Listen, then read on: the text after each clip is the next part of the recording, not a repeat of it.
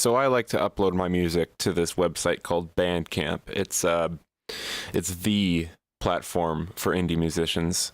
It's entirely artist-centric. I like how it's focused around albums and not songs, like the people who made it actually listen to music on occasion.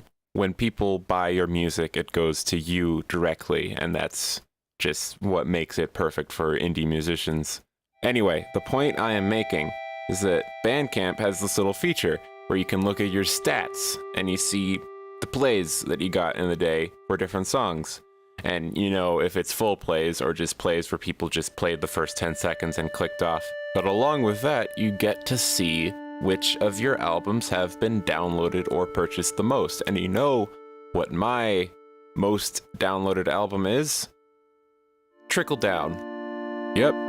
38 individual people decided that my Audacity Vaporwave album, with two 20-minute tracks, one of which is a loop of a Tom and Jerry clip, and the other of which is a loop of a My Little Pony dubstep song, is worthy of space on their computer after presumably streaming it first, because that's how I roll.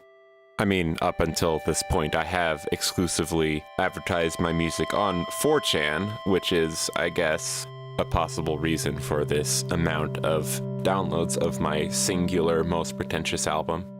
Or maybe it's because I snookered everyone in with that first track, even though it's really terribly produced because I made it when I was 14. So the point I'm making is that even though a lot of people know that music is subjective, not that many people know that their own opinion on their music is equally subjective.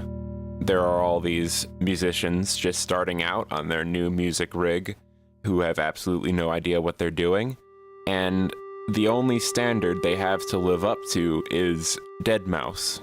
And it's an unfortunate fact that the music that gets popular and rises to the ears of these amateur musicians is made by professionals over periods of years. I say personally that you can have not a single musical modicum of talent in your body and still make beautiful music.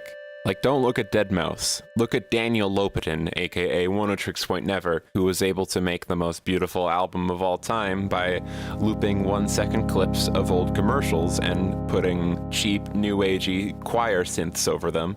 And I don't think Daniel is bullshitting anybody. I think he is a genuinely creative person to be able to make such a bold and evocative album out of 1-second loops of commercials. And that's another thing that a lot of people miss. Talent is not just the difficulty that it would take to replicate a work. The hard part is making that sucker for the first time. See, if you have an original idea and you make it, you shouldn't feel like you didn't put enough effort into it. It's an original idea and it's there. You should just think to yourself that even if you don't like it, someone will. Someone always will. Especially if you advertise your music on 4chan.